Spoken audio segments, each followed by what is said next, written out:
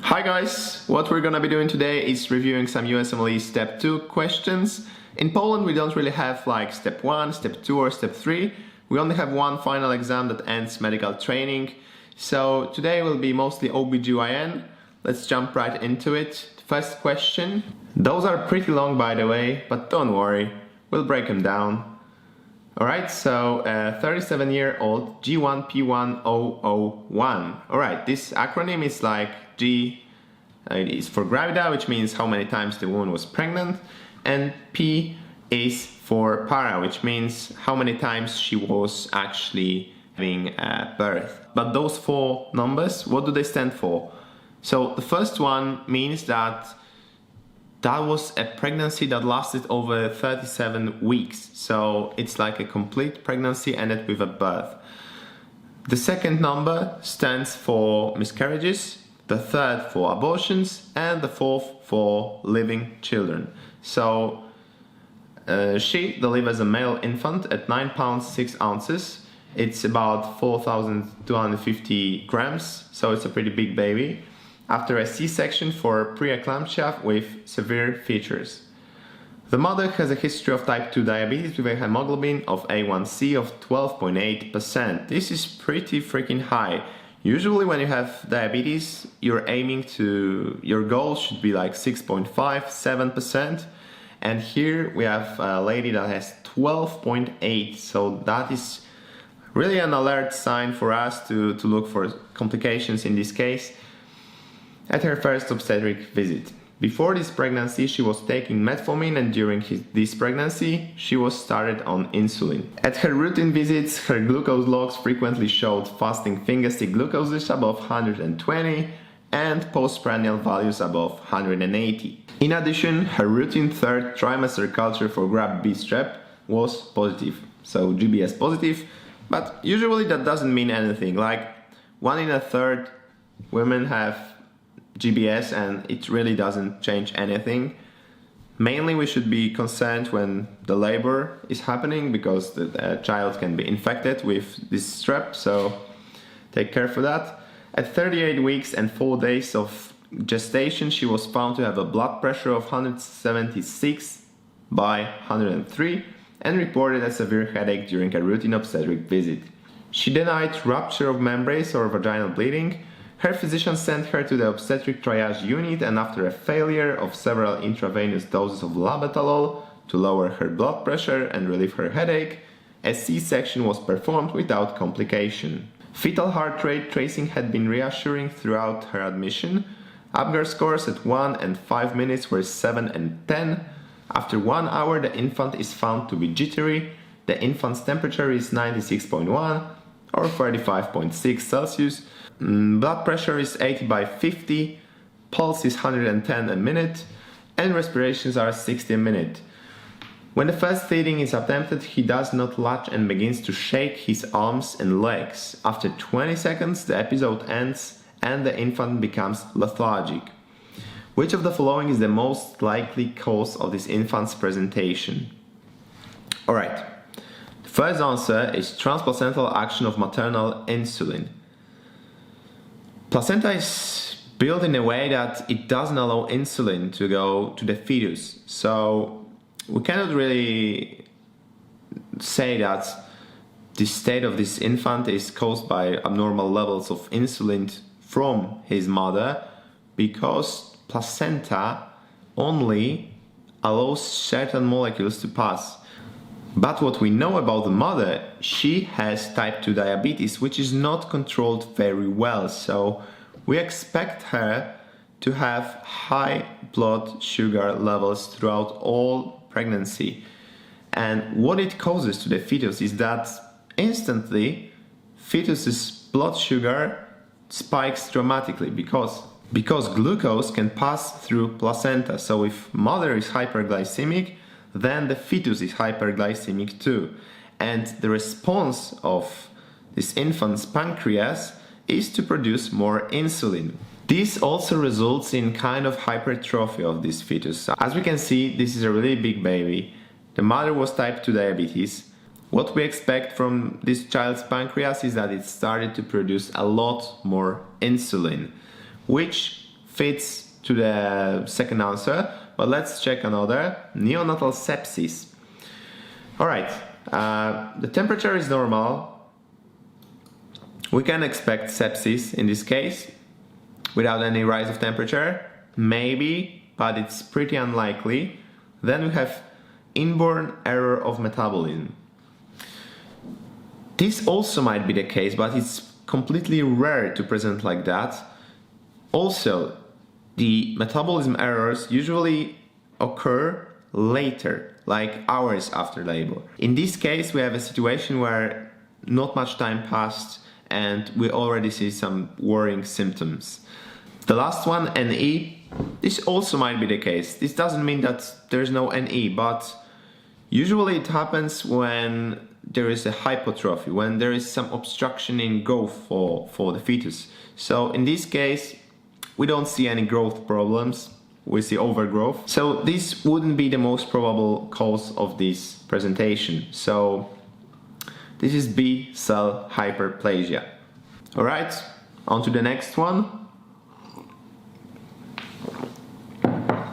A 20-year-old woman presents to the emergency department with painful abdominal cramping. She states she has missed her menstrual period for 5 months, which her primary care physician attributes to her obesity. What? She has a history of seizure disorder treated with valproic acid, which you cannot administer during pregnancy, by the way. However, she has not had a seizure in over 10 years and is no longer taking medication for her condition. She has also been diagnosed with pseudo-seizures, for which she takes fluoxetine and clonazepam, the drugs that you should not administer during pregnancy as well. Her temperature is 36.7 Celsius, blood pressure is 174 by 104, pulse is 88 per minute, respirations are 19 per minute, and oxygen saturation is 98 on room air. Neurologic exam is unremarkable. Abdominal exam is notable for a morbidly obese and distended abdomen that is non-tender. Laboratory studies are ordered as seen below. HCG 100,000. Alright, she's pregnant. Urine color amber. HCG positive, protein positive. During the patient's evaluation, she experiences one episode of tonic-clonic motions which persist for 5 minutes. Which of the following treatments is most appropriate for this patient? Alright, lorazepam,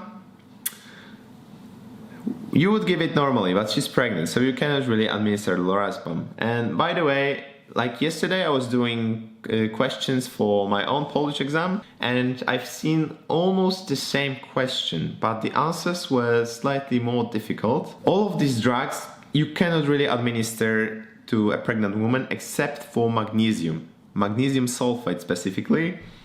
And in Polish Q-Bank it was like one answer was magnesium sulfate into the muscle, and the second one was magnesium sulfate into the vein. And the correct answer is into the vein. You can go 2, 4, 6 grams of magnesium and it's all good. It really helps prevent seizures. It is vasodilative and it's much more safe than other drugs listed below. If she wasn't pregnant, you could go for lorazepam. If it doesn't work, phenobarbital, phenytoin, propofol, all good.